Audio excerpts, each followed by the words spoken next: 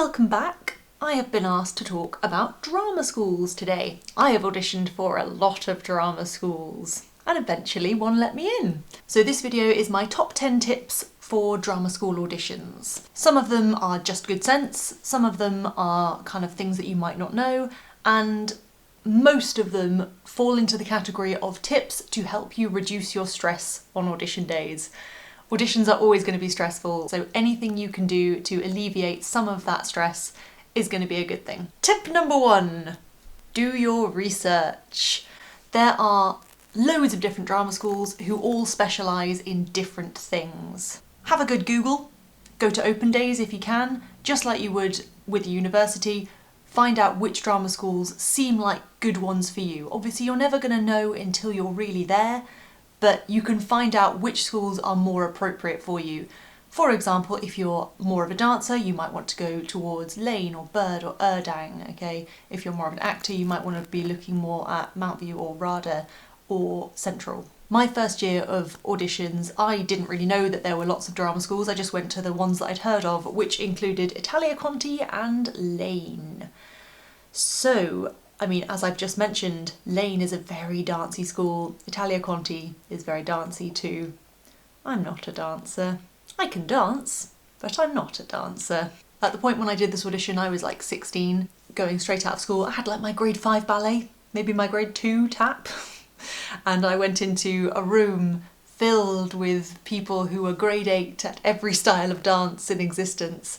And I felt like crying, to be honest, because we did this huge ballet workshop and they were going triple pirouette. I was like, can't do that. So make sure you go to a school that is right for you. Tip 2. Know exactly where you're going, how you're going to get there, and what time you have to be there. So this is one of those common sense ones, and it really ties into doing your research, just knowing exactly where you're going, what's the nearest tube stop or bus station or whatever. If you live more than about an hour away from the school, I would strongly recommend that you try and find somewhere to stay near the school. An Airbnb or a hostel or a hotel, whatever. I know that that's going to add expense to an already expensive process, but it will be so worth it. If you are, say, 3 hours away from where you need to be, then if your train doesn't turn up, or there's a problem on the motorway and your bus has to divert, or your car breaks down, then you could easily miss that audition entirely. So if you can, try and stay nearby. Also, if you are staying in the area the night before, it means you get a chance to do a dry run, so you can go and check out where the entrance is, exactly how you're going to get there, and then you won't worry the next day. I had a huge disaster going to my Central audition. Long story which I won't go into right now, but I ended up on the road that my sat-nav was saying the school was on, not being able to see it. My stepdad dropped me off and I just ran up and down all these roads, couldn't find it, asked in a hotel, they didn't know where it was. I finally found it back on the road that I'd been on, but it's set quite far back from the road. So if I'd been able to be there before, I could have found that, I'd have known where it was. Knowing what time you'll be there, again, sounds obvious, but sometimes they will say things like, the audition starts at 11, but please arrive at 10:30 for registration. So if you haven't read that letter properly, you might end up being there for 11. I would recommend arriving ridiculously early anyway. I am not someone who's ever early or on time, but I would arrive maybe an hour early for a drama school audition, because you can go and have like a coffee or something, and that means you've got time to just check through your rep folder, make sure you've got everything, and just time to breathe and feel calm before you go into the audition. Number 3, know your audition pieces upside down. This kind of goes back to research, because I don't just mean knowing the words and the tune. I mean, obviously, you do need to know the words and the tune, and you need to know those like upside down, inside out. You need to be able to do these pieces when you're feeling stressed. You also need to be able to do them in a different way to the way you've practiced, because panels will nearly always ask you to do something different. Sometimes they might just not like what you've done, and that happens, and it's not the end of the world. Please don't panic. Most of the time, it will just be because they want to see how you take direction, and they want to see if you're open to changes, so they might ask you to do it a lot faster than you've ever planned, or in a different accent, or moving in a different way, whatever it is, you're not going to be able to fully take it on board if you're panicking about knowing the words. But the other thing a panel might do is ask you questions about your piece, and this is why you need to do research. You need to know who wrote the piece, when it's set, who your character is, the plot of the show, where this piece comes within the arc of the show and within the character's arc. Okay, if they say to you, what's happened just before this? And you go, I don't know, then you look silly. And you look like you don't care enough about your pieces or about going to this school because you haven't put the effort in. Without all that information, you can't make solid choices about how to perform these pieces anyway. If you don't know if your character's 10 or 30, or if you don't know if your character has just seen their mum die or has just been out for ice cream, then how are you going to make sensible choices about how you perform these pieces? So they're things you need to know even if the panel weren't going to question you about them, but chances are they might. If they ask you a question that doesn't have a definite answer, so if they say, why do you think she's said that? Or why do you think they're doing this? Don't go, is it because of this, maybe? Just tell them. It's your artistic choice. If they're asking you, why is your character doing this? Give them your interpretation. This is your character right now that you are performing. You tell them why you're saying it like that. They will appreciate that you've thought about it. They're not looking for the right answer. They're looking to see that you have got an answer. Tip number 4. This is a strange one, but try to audition early. And I don't mean early in the day, I mean early in the audition process. So as soon as a drama school opens its applications, try and get yours in straight away. Because if you audition in January, you are more likely to get in than somebody who auditions in August. And that might sound unfair, and maybe it is, but it is for the very simple reason that in January, they have 30 places or whatever to fill. So you do a great audition and they go, yeah, brilliant, we'll have her. If you walk in August, then they might have 29 of those 30 places already full and a reserve list of 5 or 6 people. So when you do your great audition, they're now looking at you going, it was really good, but are they good enough to take that final place? Are they better than any of those people we've got on reserve? You don't want to be in that position. This goes even more for girls because usually there will be more girls auditioning for a musical theatre course than boys, which means that they may well want to give that last space to a boy because they've got 20 girls and only 10 boys. Tip number 5. Bring everything you might need with you. You need to make sure you have your audition pieces, everything that they've asked for plus more. So if they've asked for 2 copies of your sheet music, one for the pianist and one for the panel, bring 3. Just in case something happens to one of them. Also bring backup pieces. So you have, if they've asked for 2 contrasting pieces, you've got your 2 which are your first choices. So they're the ones that you're planning on singing, but then you also have 1, maybe 2 backups, maybe 1 for each piece. So that if you sing your song and then they go, do you have anything else? Which doesn't happen very often, but does sometimes happen. You have got something else. You can go, yeah, actually I've got this. Would you rather hear that? Or if 2 people before you get up and sing the exact song you were planning on singing, you can then go, oh, do you know what, I don't want to do the same thing that's just happened. I'll do this one instead. Chances are you won't need them, but if you've got them, then they're there if anything happens. When it comes to sheet music, there is definitely best practice when it comes to presenting your music. I'm not going to go into it in this video because it will take too long, but I will make a different video about it if you're interested.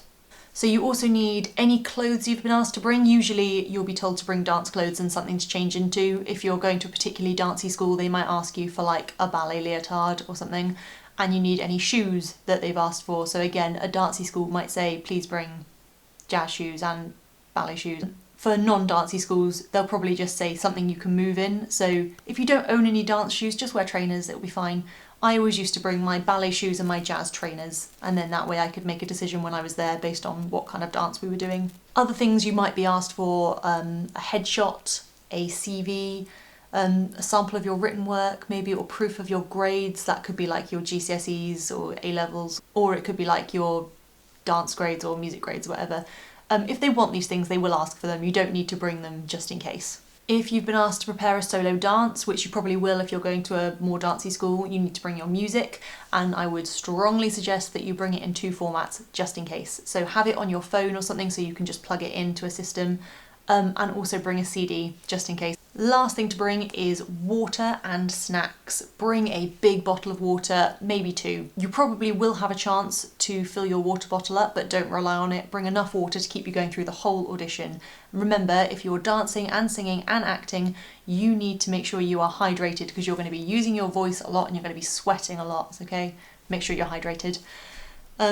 Snacks are just useful because auditions can go on for a really long time and you might need a bit of a sugar boost, so bring like a chocolate bar or something just to give you that little boost if you need it. Like bring something a bit more substantial as well, something that you can snack on quickly, like a cereal bar or something. Just so you don't get hungry in your audition. It's rubbish not feeling good. Number 6. Wear clothes that you feel confident and comfortable in. Choosing clothes for a drama school audition always stresses everybody out. There's so many things to think about. You want to look good and feel confident and feel comfortable and stand out, but not stand out too much. But please remember that no audition panel is judging you on your clothes. They are not letting you in based on how good your outfit is. The most important thing about whatever you choose to wear is that it doesn't get in the way of you doing a great audition. Don't wear anything that is going to be uncomfortable, anything that you're going to need to keep adjusting, or anything that's going to make you feel self-conscious. For the dance section of an audition, if you're not told what to wear, if you have a dance leotard, that's always a good option. It just means that you haven't got like a t-shirt riding up all the time or needing tucking in and things. I'd wear like a pair of shorts or a pair of joggers over the top so that you're feeling confident and you're warm enough. Whatever you wear, just make sure it's not covering up your body too much. If you wear a big baggy jumper and like massive baggy harems or something, then they can't tell if your arms are straight or your hips are turned out or something, and they might end up asking you to roll your sleeves up or to take your jumper off or something. And it's just going to leave you feeling self-conscious or maybe cold or maybe uncomfortable if you've got sleeves that keep falling down and things. For the rest of the audition, wear whatever makes you feel comfortable. If you think, I look really nice in that dress, wear that dress. If you think, I would be the most comfortable in tracky bottoms, wear tracky bottoms. It doesn't matter. But I am going to give you a little list of don'ts. Don't wear anything restrictive like skinny jeans or a pencil skirt because you don't know how much they're going to want you to move in the acting section. Don't wear anything that's going to clash horribly with the characters you're portraying. So if you are going to play a really butch, angry character who's going to be screaming and shouting and effing and blinding and things, don't wear a pretty frilly pink dress because it's just going to undermine your acting. Whatever you wear doesn't have to be like appropriate for your characters. Apart from anything, you're probably going to be playing like 3 different characters at least. But it just shouldn't be horribly inappropriate. Don't wear anything too ridiculous or elaborate. Ball gowns are not sensible audition attire. You will stand out, but for the wrong reasons. Finally, I would avoid wearing all black, just because it's not going to help the panel to remember who you are. On a related topic, I would avoid any elaborate hairstyles that are likely to fall out and need adjusting all the time. And I would avoid massive amounts of makeup. Have your hair tied back for dance if you've got long hair. And for the rest of the audition, just make sure it's off your face. And wear makeup if you want to, you don't have to, but if you're wearing makeup, make sure that it's reasonably natural. Number 7, warm up. I have never been to an audition where they haven't done a group warm-up, but I would still warm up before the warm-up. It's very unlikely that you'll really have the space to warm up. Obviously, you could warm up at home, but if you're going to arrive an hour early, then any warming up you did over an hour before the audition started is going to be fairly redundant. But when you're waiting to start, when you're in the foyer or when you're in the room, you can be doing some stretching, you can be doing some humming or some lip trills and things just to get your body and your voice warmed up. Because they might not do everything that you need to do to warm up. You might know, actually, my back is really stiff, so I need to warm up my back more. So start doing that before. Also, when you're in an audition, the pressure is on and you are going to want to impress even when you're warming up. So if you've warmed up prior to the warm-up, it's going to mean that when you're doing those high kicks that are just meant to be warming up, you can kick that little bit higher because you're already warm. It also means that you're not going to be pushing yourself beyond what is comfortable in the warm-up through the need to impress. This ties in very nicely to tip number 8, which is never forget you are in an audition. So even in warm-ups, you want to impress. Through the entire audition, that is the case. Remember, you're not just trying to show them that you are an amazing performer, you are trying to show them that you will be an amazing student. They're not looking for people who are already ready to walk out into the industry. They're looking for people that they can train to be ready for the industry in 3 years, 2 years, 1 year, however long the course is. So you need to show that you are a good student. You need to show that you are listening. When they give you notes, take them on board, put them into practice. You can do that with other people's notes as well. If the 2 people before you go and stand up and are asked to step forward a little bit, then when you go up, stand a bit further forward, show that you've taken on their notes as well as your own. You also want to show that you will be a nice person to have around for the next 1, 2, 3 years. Be friendly, be supportive of the other people auditioning, listen, don't talk when you shouldn't be enthusiastic, don't hide at the back, volunteer for things. Show them that you will be a great person to have around. If one person is doing their monologue and you're sat at the side, chances are the panel are not looking at you. But if they do just happen to glance over and you're on your phone, or even if you're looking through your rep, it shows that you're not taking an interest in this person and you're also not listening to what the panel have to say to that person. It makes you look either disinterested or only interested in yourself. Also, it gives you a chance to learn from other people's auditions. If you're really listening, then you are getting every bit of feedback that every one of those people gets. That's loads and loads of stuff that you could be using for yourself. Number 9, nearly there now. Prepare some questions in case there is an interview. If you go to a school where they have said there will be an interview, make sure you prep for that interview just like you would for any other interview, a job interview or a uni interview. Practice some questions, think of some things to say about yourself, why you'd be a good student, why you want to go to that specific place, and think of any questions that you actually want to know the answer to, and then also think of some that you might just be able to ask to show that you're interested. There will usually be a chance to ask these questions even if there's not a formal interview. So you could ask things about maybe the weighting of the different disciplines, like how much singing, how much dancing, how much acting. If you are particularly interested in a particular style of dance, acting, whatever, you could ask if they do that. You could ask what a typical week looks like or how many hours in an average day. You could ask about the different lecturers and their experience in the industry. If you've done your research really well, you might know that last year they did a tap show or last year they did some puppetry, and you might be able to ask them about that. And that will also show them that you know what you're talking about and you've looked everything up and that you're really interested. Don't be afraid to look like you're less than 1,000,000% desperate to go to that school. People worry that they are going to put a drama school off taking them if they don't look like they're desperate to go there, but drama schools are not looking for desperate people. You are auditioning that school as much as they are auditioning you. Don't go to a school that you don't think is a good fit for you. I would also recommend that you write down any of these questions that you have in your brain on your phone or something, so if you have a chance before you go into an interview, you can just quickly look through them, just in case your brain fails you in the moment, as brains so often do. Right, my final 10th tip is kind of 3 tips all rolled into one, sorry. Try and enjoy it. Get as much out of it as you can, and don't be disheartened if you don't get in. Every audition is a learning experience. Like I said, take on other people's notes, take on your own notes. Talk to other people in the auditions. They might have really good rep that you could make a note of and use another time. They might have already auditioned at a school that you want to audition at, so find out all that stuff and use it to your advantage. Have fun. It's a chance to perform and it's a chance to work with some really cool people. So enjoy it, even if it is stressful. And if you don't get in, it's not the end of the world. Very few people get into drama school on their first try. If you do, amazing, well done, that is fantastic. I was definitely not one of those people. I got so many no's before I finally got a yes, but then I went to the perfect school for me at the perfect time in my life, and that I think was meant to be. If you get a no, it doesn't mean that you're bad or that you should give up or that you are not as good as someone who did get in. It might just mean that you're not quite the right fit for the group they already have, or that you're too similar to someone else that they've already accepted. Or it might be that they're planning on doing a really contemporary show this year and you're not a very contemporary person. Or it might be that they think you just need a little bit more life experience or a bit more maturity before you're ready to go there. So there's 100 different reasons why you've not got in. Don't worry about it. It might just be that's not the right school for you. You might go to another one and they want you immediately. Who knows? But whatever happens, if you really want this, audition again next year. Take on board everything you learnt from this set of auditions, Really sit and reflect on your own performance and the performance of other people in your audition. Think about what everybody did, why things were good, why they weren't, what you could do next time, and come back next year even better and smash it. Those are my audition tips. If you have any questions, feel free to message me. Please like, subscribe, tell your friends of this video. Do some great auditions and good luck. Bye!